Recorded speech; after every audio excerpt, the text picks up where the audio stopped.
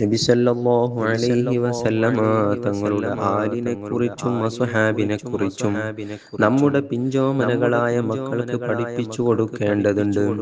മാത്രമല്ല മുത്തുനബിയുടെ ഉപ്പാപ്പമാരെ കുറിച്ചും അവിടുത്തെ ഭാര്യമാരെ കുറിച്ചും മക്കളെ കുറിച്ചുമെല്ലാം പഠിപ്പിച്ചു കൊടുക്കൽ നിർബന്ധമാണ്. അതല്ലേ തലപ്പാടി ബാപ്പൻ കുഞ്ഞി മുസ്ലിയാർ രചിച്ച ആദി അമൈത്തെ പാട്ടിൽ പറയുന്നത്.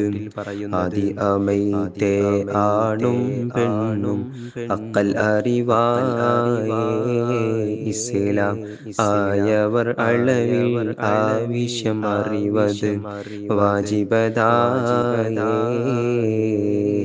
ആദരവായ മുത്ത് മുഹമ്മദ് അന്നബിയാരേ ഇരുപത് ബാപ്പാൻ മാരുടെ നാമമിതാ പറയുന്നറിവീരേ.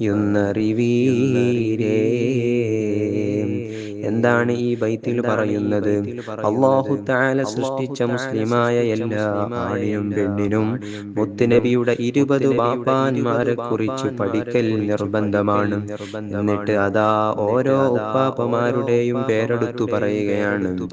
അതിയർ അബ്ദുല്ലാഹി വ അബ്ദുൽ മുത്തലിബാണോ ഹാഷിം അബ്ദു മനാഫ് ഖുസൈ കിലാബ് രണ്ടാറിതിലായേ.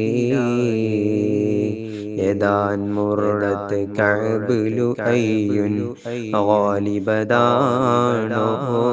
എന്നും ഫിഹ്റവർ മാലിക് നഗർ കിനാനത്ത് എട്ടിതിലായേ. ഉസൈമ മുദിരിക്കത്തില്യാസ് എന്നും മുളർ നിസാർ കണക്കറി കരിത്തർ മുഅദ്ദുൻ അദ്നാനെന്നിലൊന്നധികാമേ. ഇങ്ങനെ തുടങ്ങി ഉപ്പാപ്പമാരെ കുറിച്ചും അതുപോലെ കുടുംബം, ശരീരഭംഗി തുടങ്ങി മുത്തുനബിയെ കുറിച്ച് നമുക്ക് പറഞ്ഞു തരികയാണ്.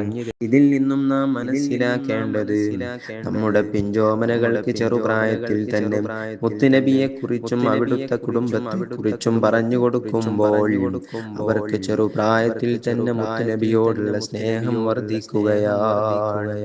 അതിനാൽ അവർ മുത്തുനബിയുടെ ചരിത്രം അന്വേഷിച്ചു പഠിച്ച് മുത്തുനബി ജീവിച്ചതുപോലെ അവിടുത്തെ ജീവിത ശൈലിയും സ്വഭാവവും കുട്ടികളുടെ ജീവിതത്തിൽ പകർത്താൻ ശ്രമിക്കുന്നതാണ്.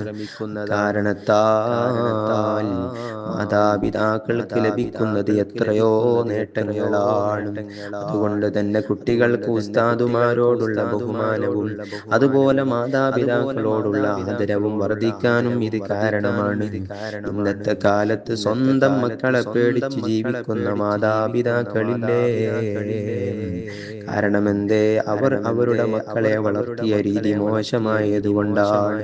അല്ലാഹു തആല അതിൽ നിന്നെല്ലാം നമ്മളെയും ഉസ്താദുമാരെയും കുടുംബത്തെയും കാത്തു രക്ഷിക്കുമാറാകട്ടെ.